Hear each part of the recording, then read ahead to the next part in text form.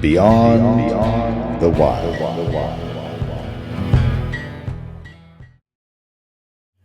Welcome back, boys, to another episode of Beyond the Wild podcast. Been forever and a day since the three of us were on at the same time. All been in the field. That's a little bit of what we're going to touch on tonight. And while it's been a good fall, especially for you two, it's been a busy fall for sure. So, Mark, it has been like a month and a half, I think, since we talked to you. It's strange how disconnected I feel from you guys in the show, right? I mean, just because of that time, and been missing it as the podcasts have been rolling out. We recorded them and before and keep going as far as the routine, and it's great to see those. And I'm catching up, watching those, seeing you guys, and we message and keep in touch with things going on. And I know I've been following along, Jason, with your exciting trips, and Ron, feeling so much for you, man, with your eye, and empathize with the situation, and trying to will you to get feeling better so that you can travel, so that we can have a trip together that we're planning hopefully this winter for some in the field time as a podcast unit that way.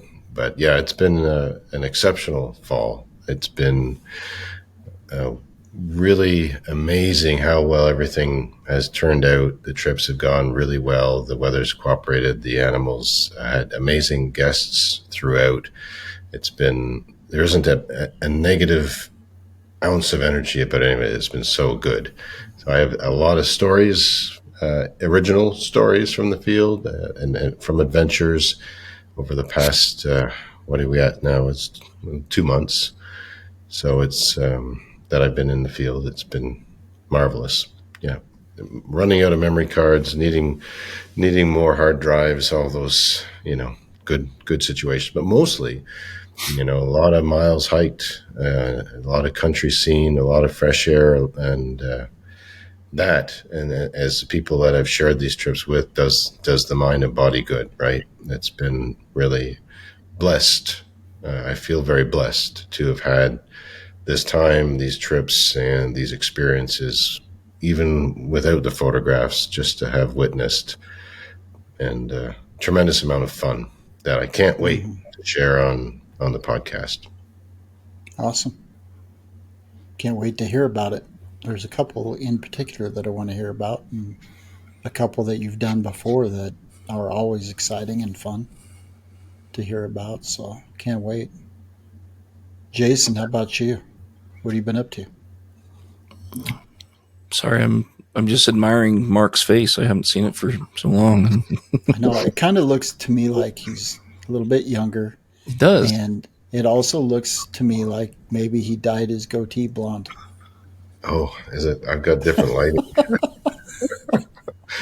Yeah, well, you have to do what you can, right? You have to do what you can. I'm sitting in a different place. We're having, after 27 years of living in this house, and I mentioned this previously, but it's been an ongoing project because of my being away, but having the flooring done. So I'm sitting in a different place. So the lighting was challenging to get going. So I have a variety of lights blasting in my face. I just had visited with somebody about being on the podcast, and they said, I don't think I can grow a goatee. And I said, well, it's not a requirement.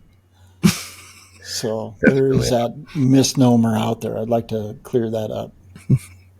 It's funny though, right? I I loved having a beard for years too, but this is a whole age thing. My beard's white now. The hair on top of my head is not. So, and I noticed the goatee is going white. Yeah, and mine it's is. inevitable. Yeah, but you still have that dark mustache and Yeah, looks good. Yeah.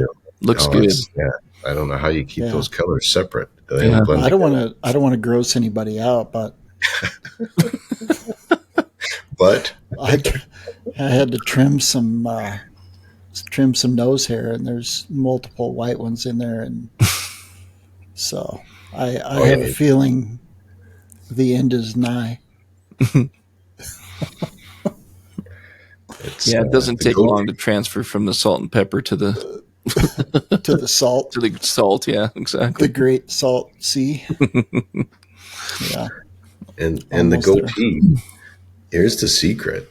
Mhm. The vulnerable secret is I've shaved it off. Well, I did at the beginning of this show.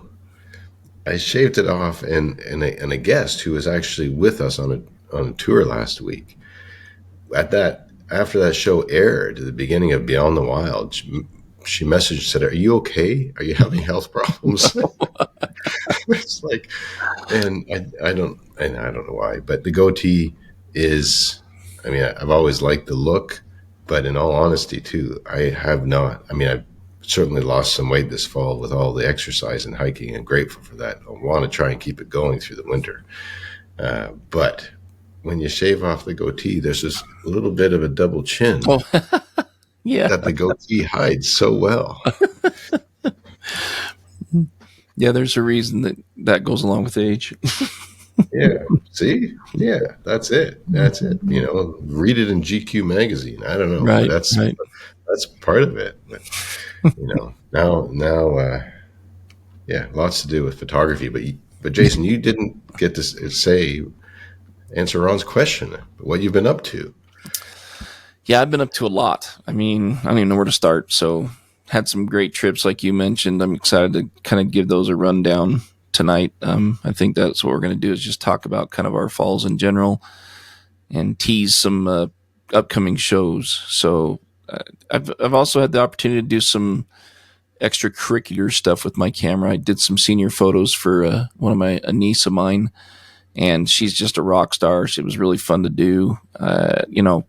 She's actually into welding, and she's really talented. She's very good at it, and that's what she wants to do as a career. So it was kind of fun to play with some photos with her. And then I actually had the opportunity to shoot a dressage event, horseback riding. So spent the day with some friends of ours. My brother is his wife is highly into that and has a horse and does a lot of that type of riding. And they had a clinic where they had somebody come up and give them some coaching as they rode. And I went and participated and hung out in the arena and took some photos of them for the ladies that were doing the riding. So that was fun. And it's always fun to use your camera in different ways and try different things. And any situation you're in with your camera, it's always the challenge of, okay, where do I want to be? What's the right shot? What's going to be an appealing shot with the rider and the horse? And what's the backdrop look like? And all those challenges. Do I want to be low? Do I want to be eye level? Do I want to be, all those factors that come into play? And so it was fun, and it was fun to shoot. And I think I haven't got the photos edited yet because I was last week and I did that. And then I had to travel for work again. So hoping to get to those here soon and see what the reaction is from the folks. That's what will determine is if they like them and want to buy some photos, then that will determine if it was a success. So, And I can just imagine you talking to the event coordinators and saying, "Hey, I appreciate the bright lights in the center of the arena, right. but I'm going to need you to turn the lights off in the stands over there so I can get some shadows." Because that's how I roll, baby. That's hilarious. Yeah, unfortunately, there was only one corner of the arena where I could get some dark background, and it was an outdoor arena. So, It was outdoors, so Yeah. you didn't have full control. No, I didn't Okay, have full well, control, unfortunately, but it was all still right. fun. To your point, and there was no crowd, there was no onlookers, so it was just an arena. There was a full size dressage arena, but it was in the backyard of a gal that does training and um, you know boards horses and stuff. It was neighbors with my brother and his wife, and so anyways, it was a good Nice. opportunity. It opened some more doors, meet some new people, so it was kind of fun. So you mentioned friends of the podcast, and before I forget, I want to give a huge shout out and congratulations, and we're happy for you to Manuel Rivera and his now fiance Vanessa Rodriguez. They are going to get married here this next month. This month. is probably when this podcast is going to come out. But happy for you guys. Happy for both of you. Vanessa, I'm glad I had an opportunity to get to meet you a couple times because Manuel keeps dragging you through Wyoming to get to wherever he's going. But I'm really happy for both of you and hope life goes 1,000% as planned from here on out. Yeah, So, that's really cool. I'm excited for him. yeah. Congratulations. I'm living vicariously through you guys, though. I mean, it's nice when, like, Manuel called and gave me that great news, but photographically, I don't know what I was just going to say. Photographically, I don't know. We knew what you meant. Photographically, I've had to live vicariously through you guys because it's been a tough fall with the eyeball. Yep. I have never been more frustrated in September. It's No, usually my happy place. But to be sitting at work and not be able to go do what you want to do and be where you want to be, it's got me a little angsty. yeah, I don't know if that's a word either, but I'm going with it. it is now. It's in my dictionary because I knew exactly Yeah. what you meant. Yeah. It's been a tough one. And I did get out and go to Jackson. My daughter also got engaged, so I was asked to go be there and film that. That was a surprise thing for her. She didn't know. And didn't turn out as either one of us planned. She was very surprised, and the reaction wasn't what I expected coming from my baby girl, but it was comical. I will say that. But then got to stick around, and I got to show Kylo his first bugling bull elk, and they were bugling up on the ridge. The first group we saw was way up on a ridge, probably 400 yards away, and he could hear them, but didn't really get the full impact. And he was pointing and things like that. But then we went to a different area. We were in Yellowstone. Went to a different area in the park, and all of a sudden we had a bull at about 60 yards, and he let out this big scream, and that little guy's eyes lit up, and it was the reaction that I was hoping to get, because now every weekend is puppy want to go see the animals. Puppy want to go see the animals. So we may be starting a little YouTube channel. I don't know. That'd be fun. Yeah. No, it's fun. It's fun to be out there with him and just see the awe in his little eyes. He has trouble focusing for very long on anything, and to see him just completely locked in is pretty fun, actually. Yeah. So, and then did another quick trip. Went over and met Bill Sienkiewicz, who has finally agreed to come on the podcast. So we'll be talking to Bill at some point. He's another Wyoming photographer, great guy, and look forward to having him on. But Bill and I went to Grand Teton National Park and found a bear in the reddest of red. I don't know if it was choke cherries, blackberries, whatever they were. It wasn't blackberries, I do know that. Currants is what I was thinking. But it was beautiful. And that bear we were in the only parking area on this road, and so we had the only place that anybody could stop. And he put on a show right in front of us, he or she. I don't know if it was a male or female, but young bear. But it was a good opportunity, and got some crazy cool stuff of, eating the berries and that behavior. So that kind of leads me into what we talked about a little bit in the middle of the show. And Mark had brought up that several people have been asking about the 1 to 300 and the, the capabilities of that lens. And I will say that I did both. I had the 2X on at times to get some real tight shots of him going in and trying to lick the berries off the limbs, and then took it off. Got some wider shots with the whole, the whole tree and all that color. Excuse me, all that color surrounding that bear, and it's just as sharp. I'm convinced it's just as sharp with the 2X on it as it is without. That thing is amazing. They've really pinned down the glass, and I couldn't be happier with it. Canon would love to hear that. No, Canon would love to hear it.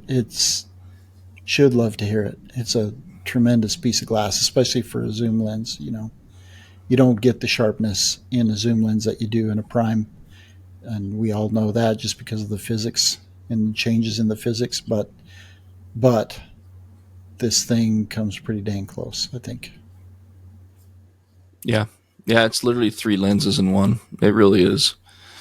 And it's interesting. I've been seeing some other photographers talk about that lately too. So it really, and it is, it's the 1 to 300 to 2.8. It's the 140 to 420 at f4, and it's the 2 to 6 at f5.6, which is awesome, Mm-hmm. So, and it is sharp. It is sharp in any of those scenarios. I'm still convinced the little bit of trials I've done with the 2X on it, that it's not. I'm not convinced like Ron that it's as sharp, but I'm being real nitpicky. It is plenty sharp. It's plenty sharp for anything you do. Hanging a large print on a wall, you'd never know the difference. I'm talking pixel Yep. peeping. It's not quite as sharp, but I'm being real picky. So I probably shouldn't even bring it up, but I'm really super critical about sharpness, and it's not as sharp, but plenty sharp. It's very functional. Mm-hmm. So it really is incredible. It's a really good piece of glass. If anybody's considering it and you are having hesitations or questions, then, a couple things. If you've got the money, just do it. You won't regret it. And if you're really still questioning it, go rent a 1 to 300 and a 2X and try it, Mm-hmm. So I don't think if it's something you're considering, I don't think you'll be disappointed. And if they have questions about it, reach out. Absolutely. call it at Picture Line. Colin at Picture Line. He can help you, get your hands on one. And any of us are more than willing to and happy to help, answer any questions you might have. And if you're in the area, I'm happy to let you even come by and shoot it if you're around me in the the northern Utah area. I actually have one person that I think is going to do that here in December. They're going to swing down from Idaho for some stuff, and they're going to take me up on that. So I'm happy to do that with me there, of course. Once again, we made this plea early on, but if you do call and talk to Colin from Picture Line needs to have a little bit of pressure put on him, because I love it. He bagged out on us again. Well, and he had an actual reason this time. Yeah. I'll give him a little bit of grace. Fair enough. But it's not the first time. Yeah. So we really want to get him on the show to talk about he's a photographer himself, and maybe that's what we'll do is we're just going to call him out right here, so anybody that hears this can give him some crap about it and tell him that tell him you want to hear from him. Fire away, boys and girls. Yep. Give it to him. Now it's out there. Sorry, Colin, putting the pressure on. We did get some more stickers as well ordered, so you guys will all be getting some, and then cool. So Colin will have some more that he can put in. So if you call and tell him that you are ordering because of the podcast from Picture Line, they'll have some more that they can throw in the box with whatever you order from them. Cool. I did order another 100. Oh, you did? Okay. I've been giving them out all fall. Yeah. Good. Everywhere now up here. Sweet. Yeah. Yeah. It's They're been fun. It's been fun to share those. Everybody likes awesome. stickers. Everybody's got a travel mug, Everybody. laptop, or a camera case, Yeah. or And on their camera, on the camera. on Exactly. the lens hood. Yeah. The Beyond the Wild store is open. The link is live on our website. So go to beyondthewildpodcast.com and look for the apparel link. I think that's what JG listed it as on the I think it's apparel front link. and center. I haven't been Is on it? the site, No? but I think it's now like you hit the home page and I think it's Yep. there. We're Yeah. fixing a couple kinks with it's just the interactive pieces. It's live, but the interactive pieces and components of the page from the vendor who's doing the printing for us. There's just a couple color things that can't they don't switch to show you what those colors would look like and that kind of thing. So very minor. You can still see the items, and then it's seasonal currently. Ball caps, hoodies, long sleeve tees, and then we'll be adding some short sleeve tees and that kind of thing um, as the seasons change. So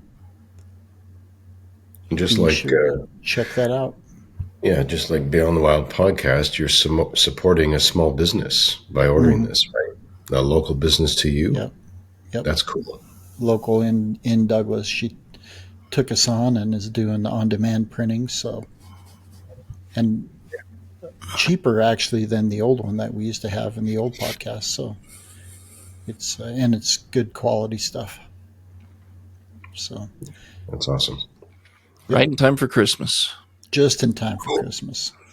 So have your spouses also or significant others listen to this podcast as well. Send it to your kids. They can order for you. There you go. Use your credit card, of course, but they can still order for you. So, yep, dual support. Yeah, it's fun. It's fun to have that activated, and this show from the get go has been a blast to do with you guys, and it's just to see more chips falling into place. It's always Mm-hmm. wonderful. Yep. And those listeners have been asking, thank you for your patience, and we hope that now that it's active, that you'll be able to find what you'd like there, and it's always appreciated in so many ways. The fact that you're interact with us and are so positive with the show and also represented in the field is very meaningful. If we see that, it's tremendous for us. So truly appreciate it, and thank you. And it's real now, beyond Mm-hmm. stickers, Yeah, that. beyond the wild stickers. Yeah, Mark, I'm glad you said that. I mean, I got to meet some more folks in the field this year, and you're so spot on. Every single quote unquote fan of the show, whatever you follow the show, whatever. Everyone I've met has just been incredible. They're just incredible people. So yeah, thanks for saying hey when you see me in the field, and it's always fun to get to know new people and get to that share the same passion. And so really appreciate you guys taking the time to say hey and make some new friends. And every single person I've met has just been an amazing person. So appreciate that, and we all appreciate your support. So. Absolutely. It's a great community, right? Wildlife and nature photographers. I mean, just wonderful people. So, Mm-hmm. and it's a delight to meet each and every one of you and to hear your stories and share time. So it's a wonderful community to be a part of as far as interest groups go, right? I Yeah. mean, Mm-hmm. Absolutely. fun. So, Mark, So when can I talk about muskox, or do we have to wait? that's what I was just going to say. So, you have probably had the most diverse, I guess, Thank you. That's very kind of you to yeah, say deserved. Yeah, thank you. yeah. Rewind that, Ron. There you go. Yeah. Most diverse fall Mm. as far as subject matter, Yeah, it's been amazing. and a Oh, new sorry. one, right? Yeah. A new species. Yeah. So, Yeah. Break it down for me. Yeah, so with stage of life, stage of career, the desire and thrill of sharing these experiences with other people. For the most part, experiences that I've had myself for many, many years, but in the Muskox case, a new experience this year has been a thrill. I mean, 10 weeks of that we've got going for tours this fall and 10 weeks next fall. And the Muskox trip was the third week in the fields, but was a whole new environment. And I look forward to doing an episode on it because the trip was out there, but so well run. And our good fortune um, was pretty amazing how it happened and how we encountered the animals, and the group that was shared the experience with us, all but one had been on previous tours, so we knew everybody really well. So we just picked up where we left off, and one new lady from Denver joined a couple of friends from Australia who came, and they encouraged her to come along. It was great to meet Anne from Denver, but I'll get into all that in due course on a future episode. But muskox are cool, and this landscape that far north, it was a fly-in camp. We flew to the very northern part of Canada in Nunavik, and the camp has been around for quite a few years, but has been modernized recently. And the float plane ride in and just witnessing that landscape was a whole novel and new experience. And then the wildlife there, the muskox especially, but there were other species too. But the muskox was a new one and a fun one. And we had bulls and herds, and then we had some calves. So the herd that we spent some time with had 4 calves. So that maternal group in the herd was really fun to see. And when they slept, cute pictures, or when they bellowed at one another, or and then, not to give too much away because there's like to do the episode on it, but there was like a whole herd of 19 that came trotting through all kinds of energy through a valley where we were. That was surreal, So it's like survived the ice age, or like being there. As we say, it's a cliche in a way, but going back in time, it felt like that, and being that far north. But the camp was exceptionally well run, and had a lot of other elements that were really enjoyable too. So muskox are beautiful. I joked with the camp owner. I'm like, when we all go to bed at night, do you go out and brush them? Because they just have this. They look like they're ready for a show. Their coats are so rich, lavish, and clean. But the alders and stuff that in some of the valley areas that they go through effectively, apparently, brush them like that. But otherwise, yeah, they're very interesting animal, and very photogenic, and a new experience. So that was fun. Yeah, when we were talking to Kate and Adam, we discussed that a little bit. And you get, especially once you get there in the right season, catch the right color and that kind of thing, they are one of the more photogenic, in my opinion, megafauna species, or less popular megafauna species out there. They are prehistoric looking. It's crazy. Yeah, yeah, and there's something to just to spin on a little bit. I mean, our trips all take us to different places, and access is different depending on the destination. But in Newfoundland, I've done a lot of float plane or helicopter in situations in camps. Our caribou tours are not, but at this time. But this was just flying in and totally checking out. I mean, there was Starlink at the camp, right? So people can keep in touch with the world as conveniently as they can at their couch at home. But in the field, and because of flying in, it's just you're there, right? It's I loved that added element of detachment from the world we're used to, and immersing ourselves more thoroughly into that environment on that lakeside, and because of that remoteness. But yeah, and the floatplane was an otter. It was a big plane, so easily accommodated. We did 2 flights in, but there was materials coming in too, obviously, food and all kinds of things. But yeah, very interesting, cool trip. But yeah, they're can't wait to edit them. All these Yeah. pictures and collecting. Get to it. I can't Hopefully, wait to see the images that come across on the podcast. I mean, I know you don't throw the ones you're going to market in there, but at the same I do time, sometimes. Sure, yeah, I can't wait to see the images that you guys got up there. did a lot of video too, right? I mean, Oh, the sweet. mirrorless Perfect. cameras. Yeah, and the Z9, I shoot video a lot now. Mm-hmm. Again, focusing on movement just because of stability.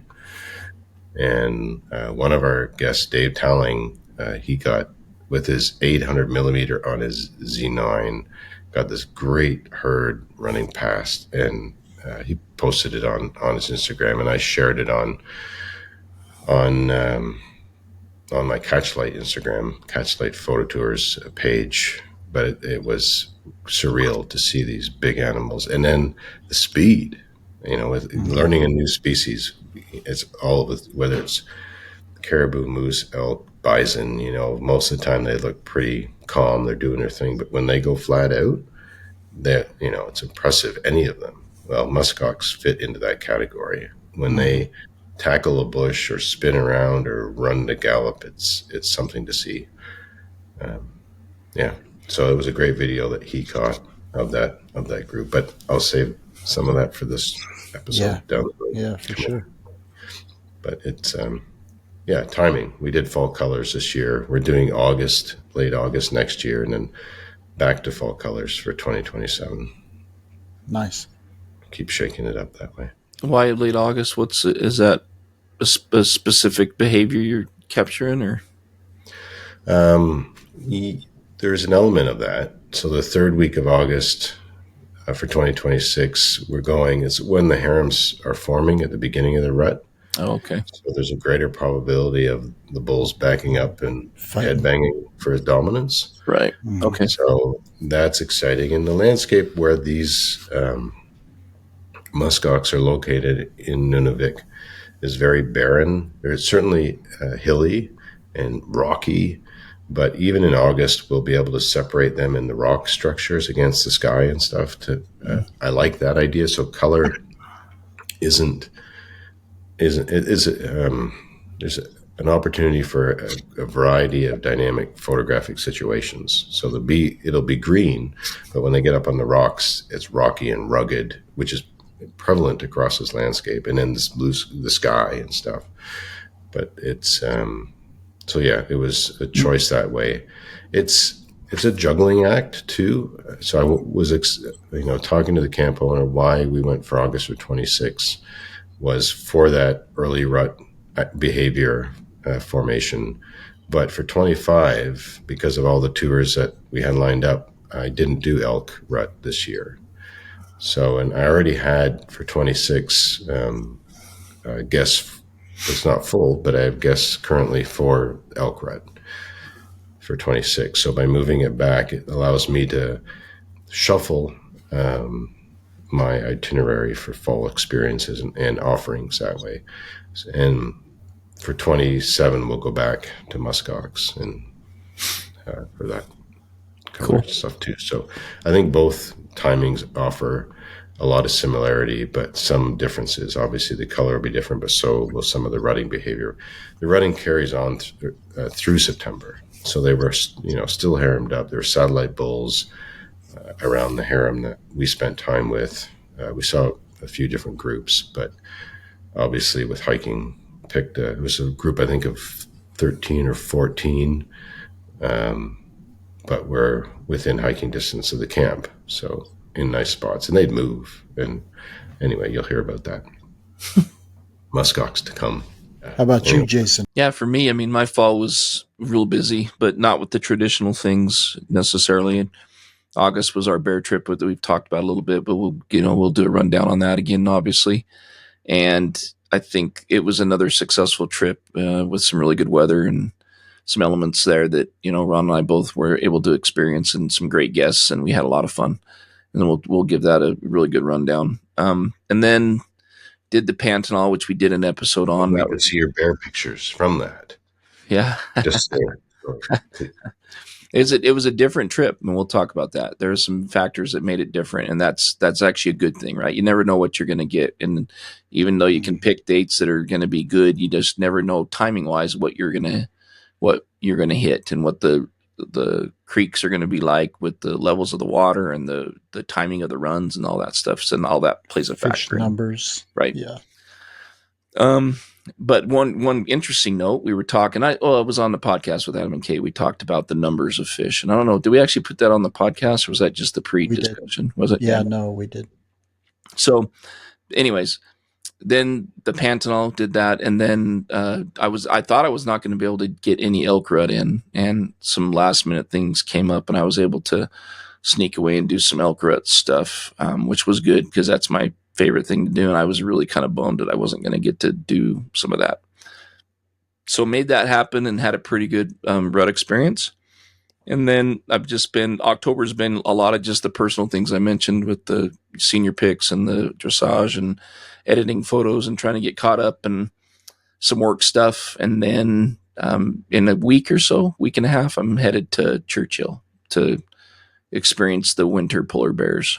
So a lot going on this fall. It's been a busy year for all of us, I think, in different ways, but it's been busy regardless. So looking forward to running those trips down, and really looking forward. We had a really good group of folks going to Churchill. I'm excited to hang out with the folks that are going on that trip and get to know some of them a little bit better and to experience that winter polar bear action. So I'm thinking Mark gave me some good juju, hoping that I'm getting and we're going to have 3 polar bears sparring, not just 2. So Cheering for you.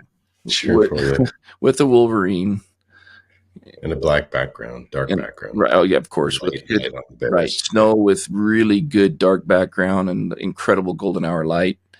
I mean, just dark clouds off the coast and then light hitting the bears. So no, I've seen some of those. Those are incredible. Yeah. And I've ordered it up. I talked to Drew a little bit and ordered that up. So he's working on it.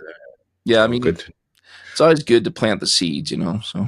Yeah. I saw they're doing their first virtual reality / AI trip up there. They actually are putting a trip together for ptarmigan. Oh, and I love it.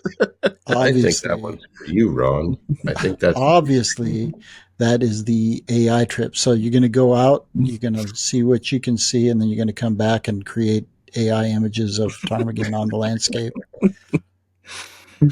Yeah, because there are none up there. I'm looking forward to seeing if it's a reality. It's funny. I actually posted a comment on one of their stories because they posted some ptarmigan they were seeing, and I just, being a smart aleck, back to them. I said, "Yeah, I don't believe it. You guys are photoshopping this again." And it wasn't them that responded, but somebody else responded to me with, "Here's evidence of a photo of a ptarmigan from Churchill," and it was a photo of a ptarmigan, really nice photo. But I was like, "Well, this doesn't prove anything. It proves nothing to me. Could have been anywhere." Yeah, exactly. So hopefully we'll see some ptarmigan. That's awesome.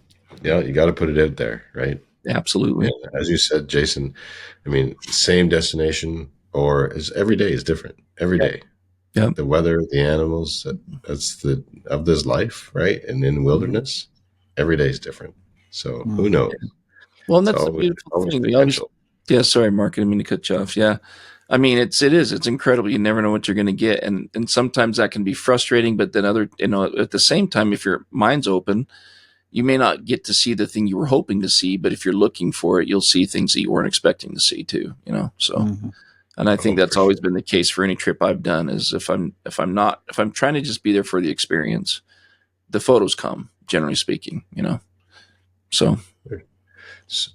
Yeah. And those you hope the high interest photos happen. Sure. But surprises come along that aren't what you're expected, that are beyond Yep. expectation at times. And then there's just being there, right? You're in an environment unplugged from our daily routines, being there in with great people and having these experiences it's uplifting no matter what. And there's so many ways to look at it. We had one guest on Caribou 2 weeks ago, um, and she was great in that she just does a macro a day. And Jen, I hope you don't mind me saying it, but I mean it's such a cool idea Mm-hmm. because um, shout out to her for that. You have to look down. You look for small stuff. You appreciate Mhm. detail, and there's so much of that everywhere too. Yep. Polar bears are exciting, and I hope you knock it out of the park. Truly, okay. And Yeah. Yeah, I'd be it's remiss too, real quick. Sorry, I didn't mention one of the other things I've been working on, and I think hopefully this is exciting for a few folks that might be interested. But we are already starting to discuss the youth camp again. So we are going to definitely do it again. We're talking about opening it up to 20 to 25 seats. And we will be announcing things way sooner this year. We got a little bit more of our ducks in a row, and we're doing things a little differently. Still discussing what that might look like, but we're talking about June or July dates, and we're talking about either doing one afternoon during the week, 1 week, 4 weeks, 1 day a week in the afternoon, or doing just 4 nights in a row in July, like Monday, Tuesday, Wednesday, Thursday. And doing it, we're still going to try to do Antelope Island, and so we'll have a better photographic adventure or experience. So the idea would be to do this classroom session stuff, earlier in the afternoon, and then go out and experience that golden hour light to do the photography portion. So we have a better experience that way. So some good changes I think that are coming to that. And if anybody's interested in that, please feel free to reach out to myself or anybody that's involved, and we can make sure that you get a spot saved. So hoping that we get some interest on that again this year. I think we'll have some kids return, and then hopefully we get quite a few new kids coming along. So Awesome. yeah. should grow, and same people involved. Yeah, actually, we're actually Ray Kafaru. I don't know if you guys know who she is. Birds of Ray, I think, is her Instagram Mhm. handle. She's actually joining the team. I think it'll be just a little bit more of a mix up of who's going to be in each of the sessions, and it'll be additional help. We're hoping if we get additional kids, we'll have that number of kids to mentor, so to speak, balanced still around 4 to 5. So the kids are getting enough attention when they're out photographing on that too. So other than that, the same group, Lydia, Jimmy, and Shauna. Shauna might be stepping a little bit more away from the teaching side of it and the mentorship side, and continuing to do more of the background stuff with helping with the funding piece and the getting sponsors and stuff like that. So again, a huge shout out to Picture Line and Jens and the team, and the folks at Canon for giving us equipment, and they've already kind of committed. I think I got to talk to Jens again still, but they've already kind of committed to supporting it again this year with some equipment and helping sponsor the event. So awesome community, awesome event, in my opinion, for awesome opportunity for the kids to come out and have a good experience. So Great. stay tuned for more. Yeah, we need to have an episode where we feature some of the images that the kids got.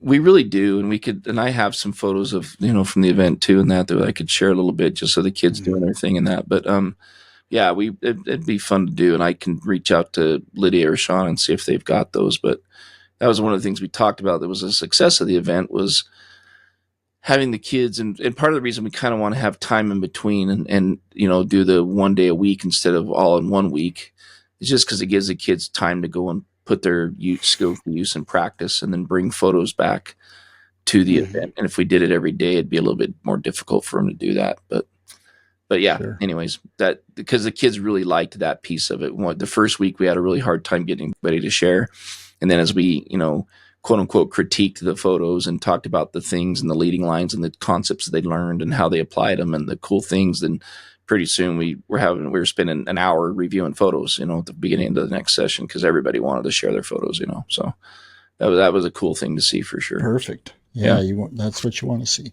Right. Awesome. Wonderful project. Yeah. I didn't even know there was such a thing. So I got a call from, so everybody in this world knows Jane Goodall passed away. Mm-hmm. And the guy that allowed me to go meet Dr. Goodall, he called me not too long ago and told me that he won the lottery in Yellowstone and gets a free opportunity to do self-guided snowmobile tour in the cool. park. Right. I didn't even know that existed. Yeah, I could have told you that. Sorry. So there's like a 3-day window that, in 3-day window, we get to go in and do the snow Self-guided machines. snowmobiles. Yeah. Potentially, yeah. Very cool.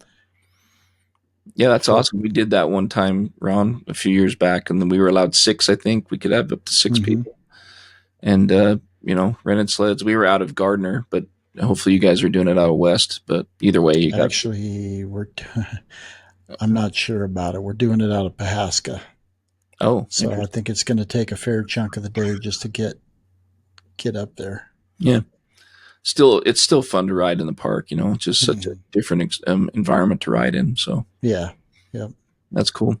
Hey, you know what? Real quick, too, some other news. For those that are interested, the DJI Mavic 4 Pro has not been available in the U.S., nor has the 5 Mini, I don't think, Pro.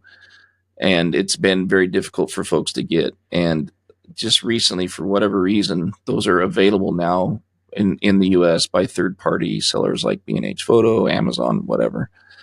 And it's really interesting because supposedly there's a chance that they could be banned here sometime in December if there's an audit that doesn't pass or something has to do with the FCC regulations and things that that could limit their ability to continue to be sold in the US at all.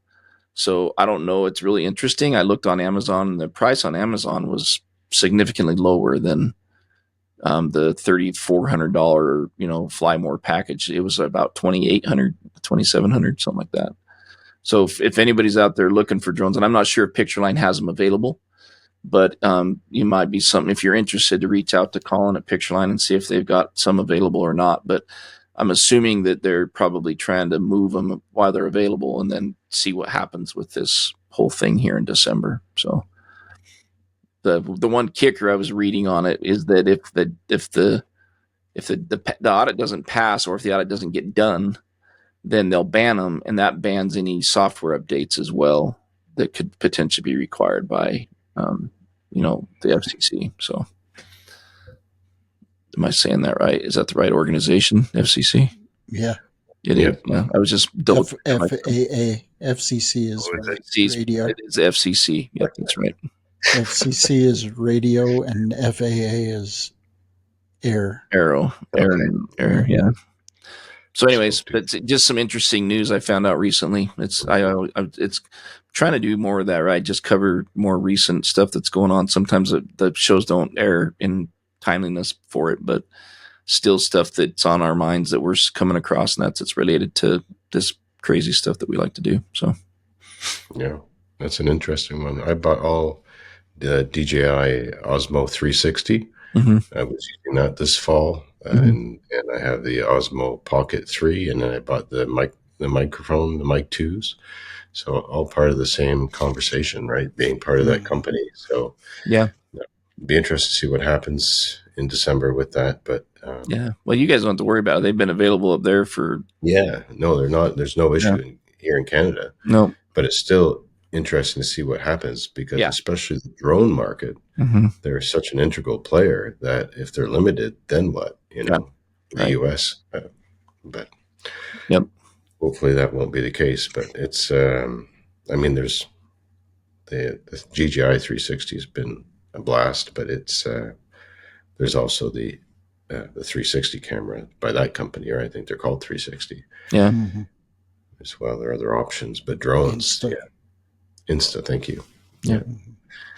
But yeah, the drone thing, it is, see how that plays out. And yeah, we'll follow up Yeah. if See how it goes. Yep. Yeah. And I am going to whine a little bit because this is going to be the first year that I don't deserve to whine. I mean, I'm crying because I've used all of my vacation time, and I am not going to get to do any mule deer in November this year, and that is going to be the first time that I'm not going to be able to do it, and it's really, really, really wearing on me.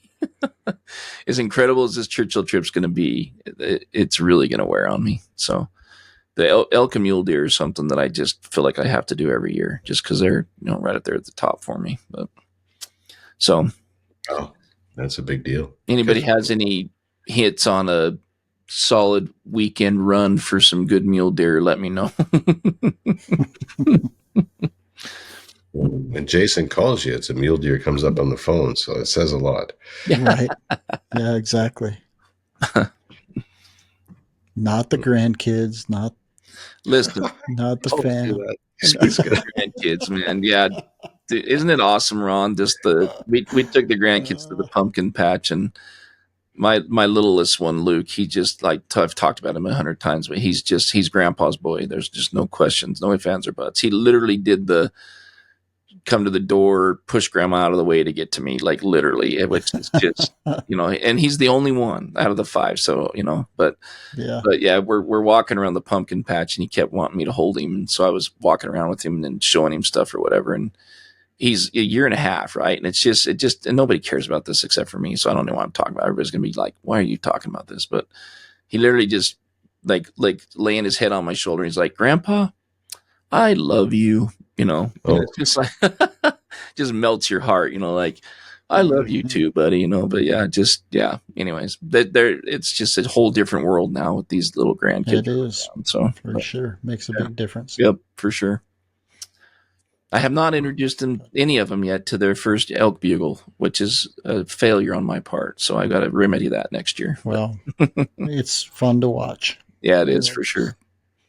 And he's the one that can do a cow elk call pretty stinking good. So at a year and a half. So yeah.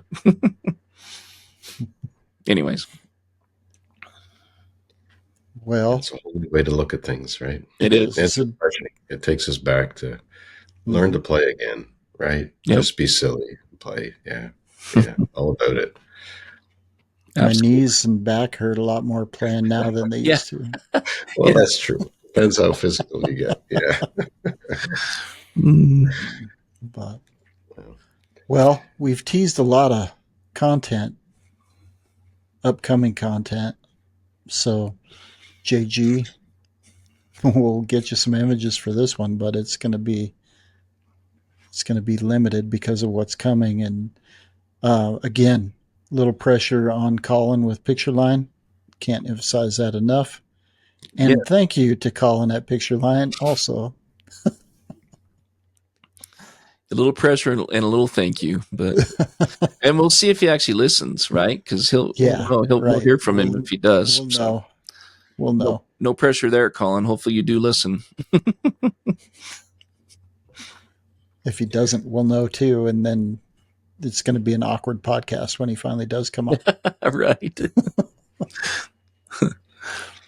Well, it's great to see you guys. It's been a spell, and I'm glad we were able to visit a bit tonight, and looking forward. We're recording, I think, a couple in the days ahead, and if not 2 or 3. So there's lots coming for our listeners out there. As always, we enjoy sharing our experiences with you, our insights, our stories, time in the field. For those of you that possibly can't get out there due to limited scheduling or physically just can't do it, we feel that, and it's a delight to be able to share our experiences and our images through the podcast that way. So there's lots of content coming up, and of course, as always, with our structure that you're well familiar with, there'll be some wonderful guests on future episodes and some interactive ones with you folks too. And we have some I haven't talked to the guys about some of these, but some cool ideas for upcoming episodes. So stay tuned. Thank you for following along, for sharing our podcast with like-minded people out there. The more people watching Beyond the Wild, the better as far as YouTube, and it helps with our sponsorship as well. So thank you for that. Thank you for those that have supported us through Pictureline by sourcing them for your camera gear or anything to do with photography. And as you've obviously heard through this episode, Colin's the guy, and tell him that you're coming from Beyond the Wild, because that helps too with the statistics on their end. And you can, of course, listen to our podcast on any audio platform, as well as watch it on YouTube if you want to see the smiling faces, the photographs, and the video editing talented work of our producer, JG. Thanks, as always, to his hard work as well. We also, I'm super stoked. We started talking tonight before the episode about a trip that we might be doing together this winter. Way overdue for the three of us plus our producer to be on that one. So that should generate some good laughs and content coming this winter for you to enjoy. Until next time, wishing you all the best this week. And if you can, get some fresh air and be outdoors, camera in hand ideally, but if not, just be out there. And best wishes. Go get you some swag. And the store is open. Shh, don't tell anybody. But seriously, tell everybody. Yeah. And that's a wrap for another episode of Beyond the Wild podcast. We'd like to thank our sponsors, Pictureline.com, your online source for everything photography, and Canon USA.